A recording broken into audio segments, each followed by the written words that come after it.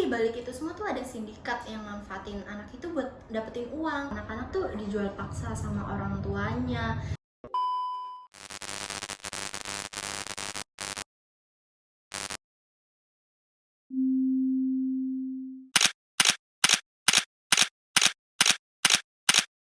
Halo semuanya, selamat datang di podcast Eksis. Jadi bersama gue, Sabrina Fakranisa, dan kita juga kedatangan tamu nih, yaitu Tiara Dwi Ramadhani.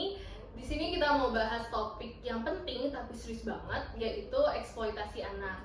Gimana nih menurut lo tentang eksploitasi anak di belakangan ini? Pasti banyak juga ya yang nggak sadar kalau masalah ini tuh besar banget ya. Iya, bener banget. Eksploitasi anak itu bukan cuma soal kerja paksa atau manfaatin anak-anak menjadi tenaga kerja.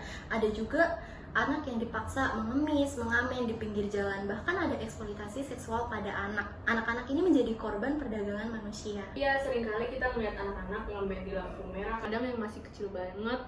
Terus juga banyak orang-orang mikir, kasihan kasih uang aja. Padahal tuh sebenarnya itu salah satu bentuk eksploitasi anak loh ya. Iya, bener banget sih.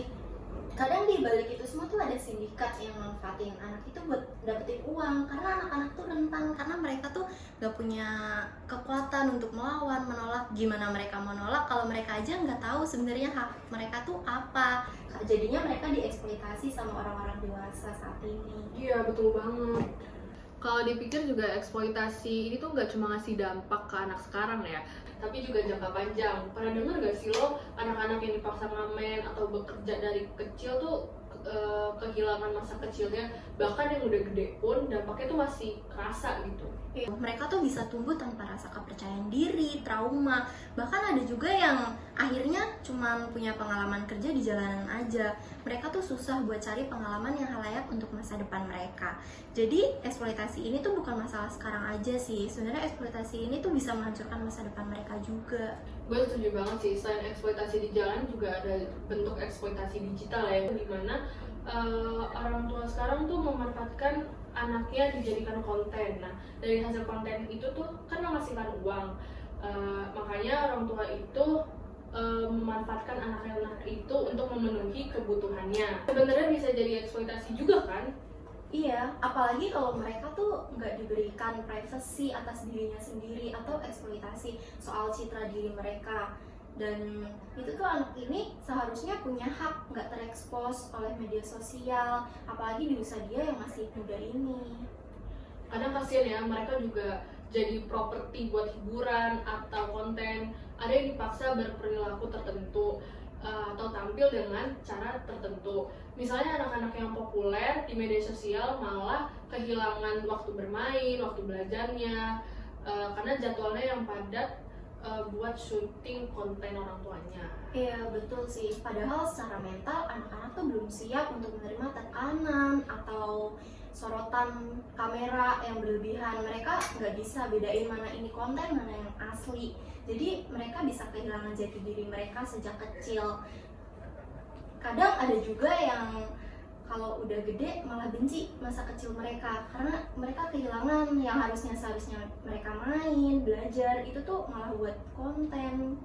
Kan kita juga sempat bahas ya tentang eksploitasi seksual nih pada anak. Nah, lo tau gak sih contoh-contoh eksploitasi seksual pada anak di era sekarang ini? Contohnya sih menurut gue banyak sih ya yang terjadi pada saat sekarang tuh, kayak sepertinya open BO atau anak-anak tuh dijual paksa sama orang tuanya.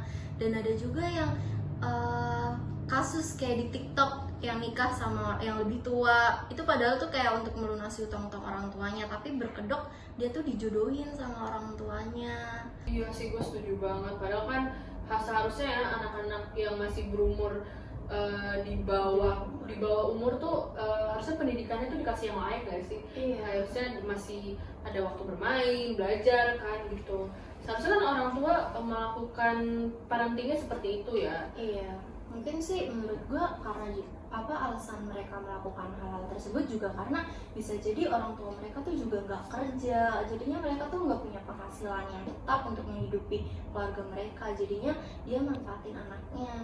Iya, tapi kan kayak kasihan ya ke anaknya, mentalnya jadi terganggu, psikologinya juga jadi terganggu gitu. Banyak juga anak-anak itu dibully ya di lingkungan sekitar rumahnya gitu.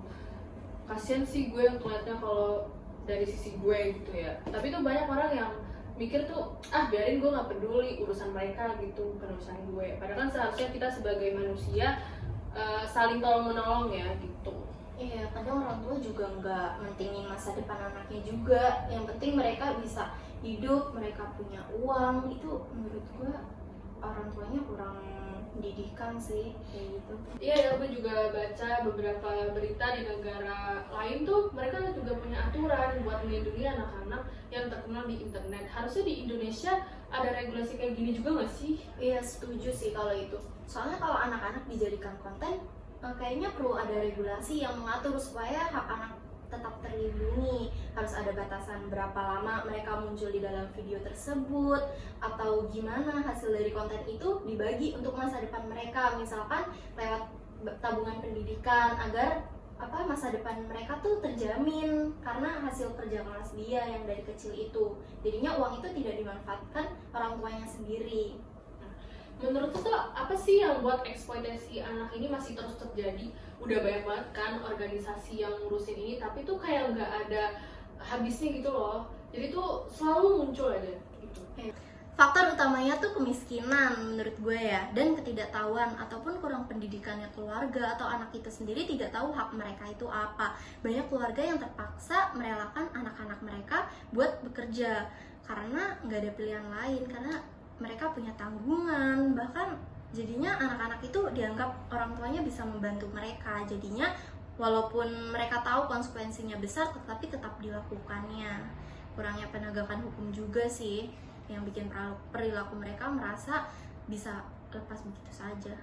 Gue setuju banget sih. Terus kalau dipikir-pikir ya, masyarakat kita nih juga banyak yang anggap anak kerja itu hal biasa ya. Bahkan ada yang bilang, toh bantu-bantu orang tua atau biar anaknya mandiri dari kecil. Padahal kan itu salah satu parenting yang salah ya. Iya, ini pandangan yang salah kaprah sih menurut gue ya. Anak-anak itu punya hak untuk sekolah, main, belajar, dan punya kehidupan yang normal layaknya teman-temannya. Kalau mereka kerja atau bahkan jadi tulang punggung keluarga di usia yang masih sangat muda, itu eksploitasi juga sih menurut gue. Kalau dari sisi hukum tuh kira-kira apa ya yang perlu diperbaiki? Karena kayaknya tuh hukuman buat pelaku eksploitasi anak ini tuh belum cukup bikin mereka kapok ya. Perlu ada hukuman yang lebih buat para pelaku eksploitasi anak ini, dan ada edukasi untuk masyarakat tentang hak-hak anak. Dan juga harus diingatkan sih, pemerintah dan lembaga sosial harus lebih buat mendeteksi kasus eksploitasi ini sejak dini. Kalau nggak ada kontrol yang kuat, susah untuk benar-benar memberantas masalah ini sih.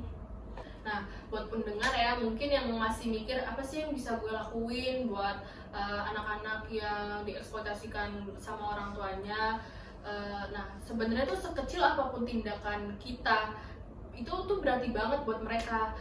Seperti kayak edukasi diri sendiri dan lingkungan.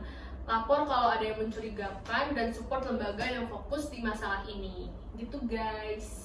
Yap, kita bisa mulai dari yang hal sederhana sih. Misalnya nggak memberi uang sembarangan pada anak-anak yang ngamen di pinggir jalan itu. Lebih baik bantu lewat lembaga yang terpercaya ini. Selain itu, kita bisa ajak orang-orang di sekitar kita untuk lebih peka soal hak-hak anak ini sih.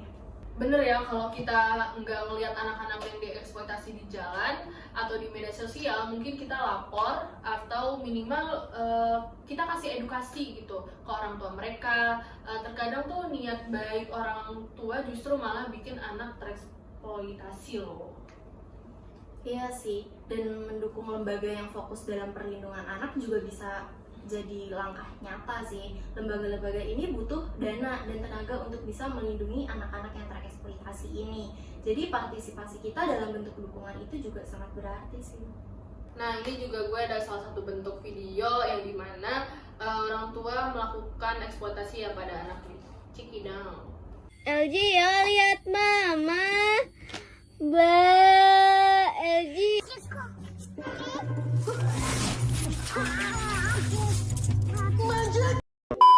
Mungkin ya kalau makin banyak orang yang sadar dan bergerak bersama untuk kasus eksploitasi anak ini di Indonesia bisa lebih teratasi gitu ya masalahnya.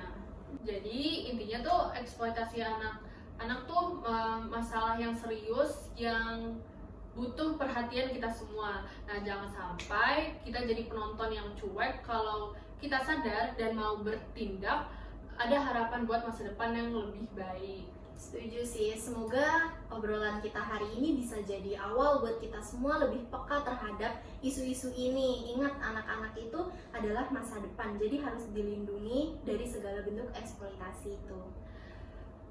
Thanks banget ya buat Tiara yang udah mau ngobrol sama kita, dan buat kalian nih yang dengerin, stay aware ya. Bantu anak-anak kita biar masa kecil mereka selalu aman dan bahagia. Sampai ketemu di episode berikutnya. Bye-bye guys. Thank you semua, tetap peduli dan jaga hak anak-anak itu. Thank you.